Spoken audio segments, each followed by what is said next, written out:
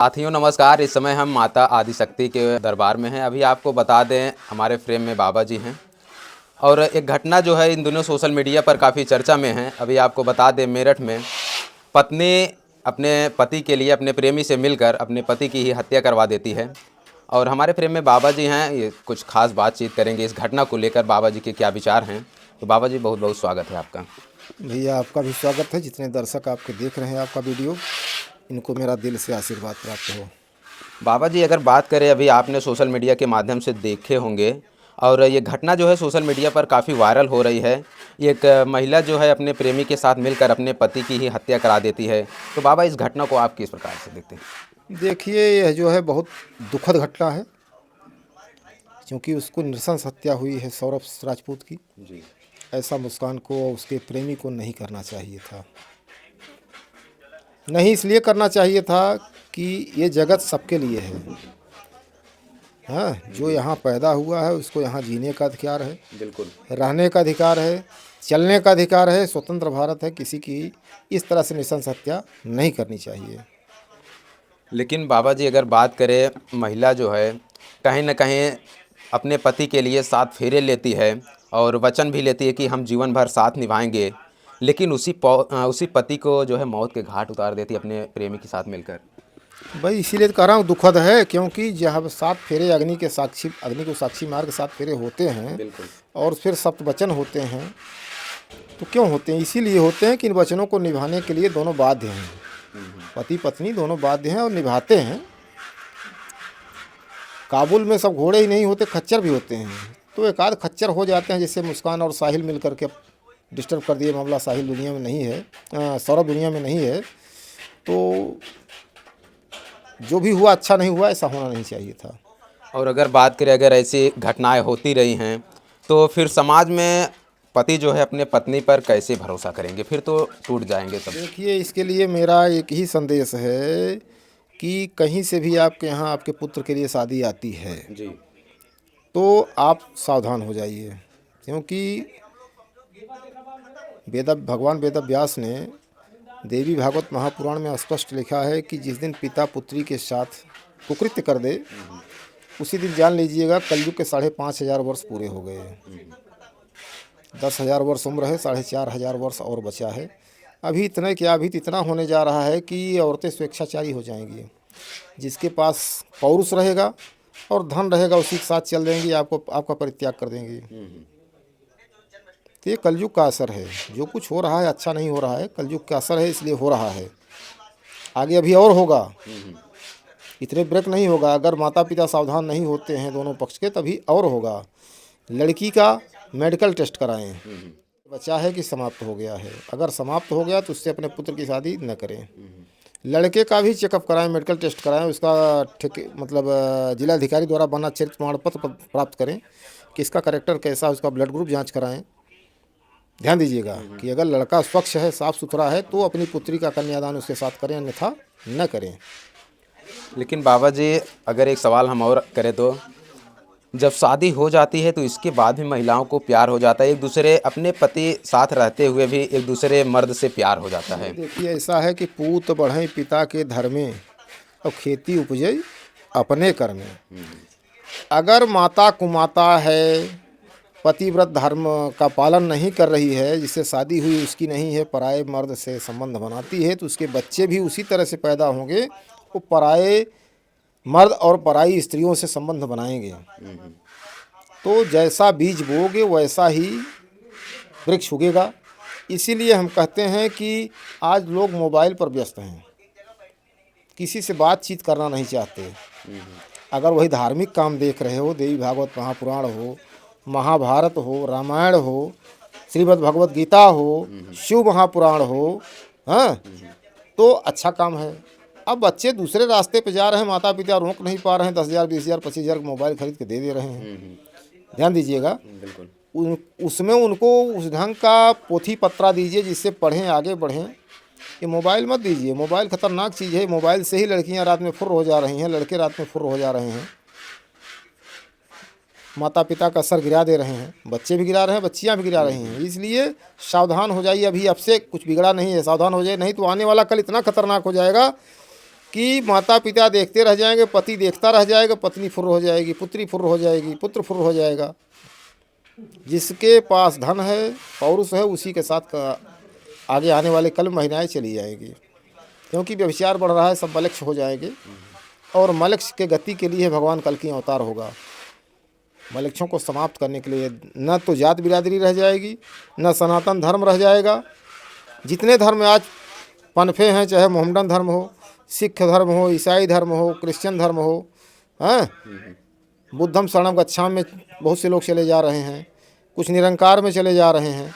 ये सारे धर्म विलुप्त हो जाएंगे, सिर्फ एक धर्म बचेगा कि औरतें स्वेच्छाचारी हो जाएंगी, जिसको चाहेंगे उसका वर्ण करेंगे, जिसे मलक्ष कहा जाता है। मलक्ष धर्म का प्रचार प्रसार होगा, मलक्ष धर्म ही प्रभावी हो जाएगा।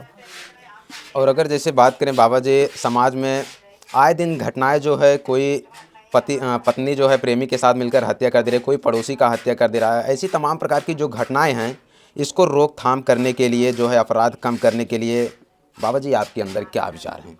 देखिए, मेरा विचार तो यही है कि धर्म का प्रचार हो, अधर्म का नाश हो, जन जन का कल्याण हो। जो भी दुखी पीड़ित हमारे यहाँ आता है, मैं उसका कल्याण करता हूँ माँ भगवती आदिशक्ति कृपा से, और करता रहूँगा।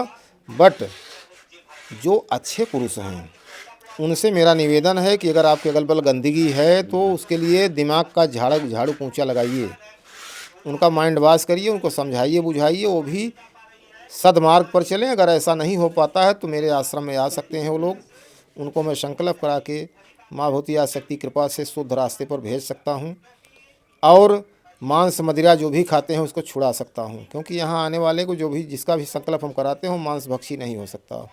मांस भक्षण करेगा तो नकारात्मक शक्तियाँ वास कर जाएंगी, सकारात्मक शक्तियाँ शरीर छोड़ देंगी और वो अधुर्गत के रास्ते पर चला जाएगा। क्योंकि हमारे सनातन धर्म में कभी मांस का प्रयोग नहीं हुआ है, न सतयुग में, न त्रेता में, द्वापर में।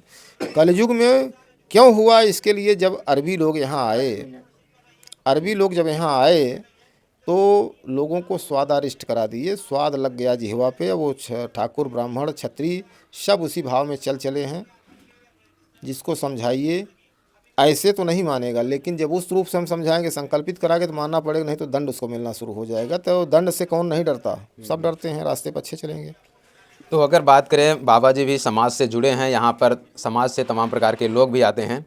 और अगर जैसे बात करें बाबा जी, इस समय जो घटनाएं चल रही हैं, इस समय समाज में तमाम प्रकार की घटनाएं हो भी रही हैं, कहीं ना कहीं अगर ये तो समाज से रिलेटेड आपकी बातें थी, विचार थे, अगर हम थोड़ा सा मुस्कान और साहिल सौरभ के बीच बात करें, तो मुस्कान जो है अपने प्रेमी के साथ पति की हत्या करा देती है, तो मुस्कान को किस प्रकार से सज़ा मिलनी चाहिए, कैसी सज़ा मिलनी चाहिए ताकि अपराध कम हो सके? देखिए, मुस्कान की सज़ा एक ही है कि भारत देश के प्रधानमंत्री और उत्तर प्रदेश के सीएम से मेरा अनुरोध है कि ये कानून बनाएं सूली का,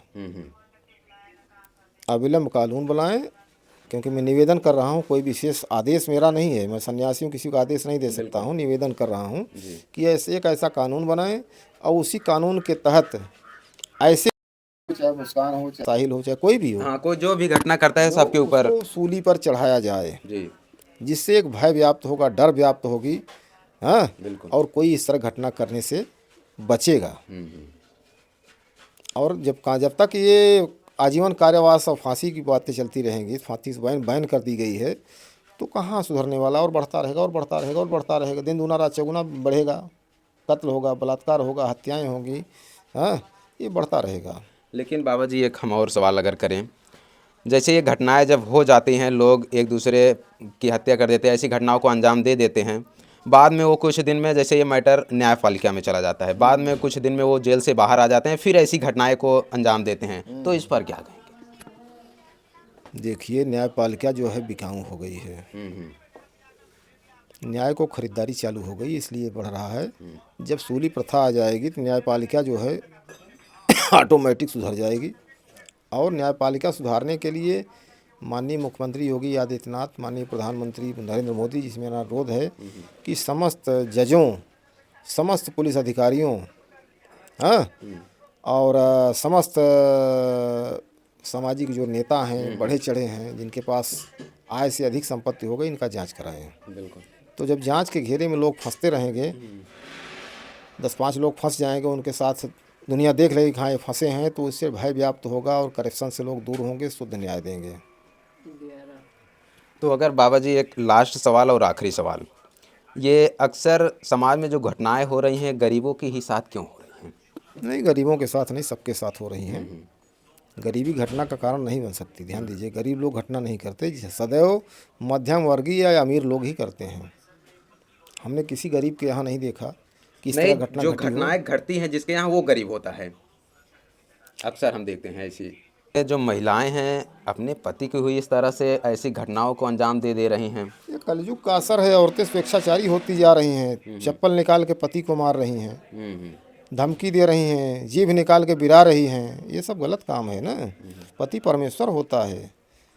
जब तुम्हारे साथ उनका वर्ण हो गया तो पति परमेश्वर हो गया। माता सती अनसुईया का कथानक सुनिए, उनके कहानी सुनिए, माता सुलोचना की सुनिए, माता सीता जी की सुनिए, हाँ, माता गौतमी की सुनिए। अब जो सती औरतों का जो चरित्र है उसको सुनिए तो आप ऑटोमेटिक सतीत्व पे आ जाएंगे, शुद्ध हो जाएंगी। ग्लानि होगी, मेरे द्वारा गलत किया गया। सुधरने का मौका है, इसी तरह सुधर सकते हैं, नहीं तो नहीं सुधर पाएंगे। तो दोस्तों आपको बता दें, हमारे फ्रेम में बाबा जी जो माता आदिशक्ति के उपासक भी हैं। अभी आपको बता दें, समाज में जो भी घटनाएं होती हैं, जो भी घटना को लेकर बाबा जी अपने विचारों को रखते हैं, अपने गंतव्य को रखते हैं। बाकी यह वीडियो बनाने और दिखाने का उद्देश्य यही है कि सभी को जागरूक करना, समाज के लोगों को जागरूक करना, ना कि किसी का दिल दुखाना। बाकी बातचीत करके अब वीडियो कैसा लगा कमेंट सेक्शन में ज़रूर बताइएगा। मिलते हैं किसी नई वीडियो और नई खबर के साथ, तब तक के लिए देखते और बने रहें इंडिया न्यूज़ 9 के साथ। जय माता धन्यवाद। दी।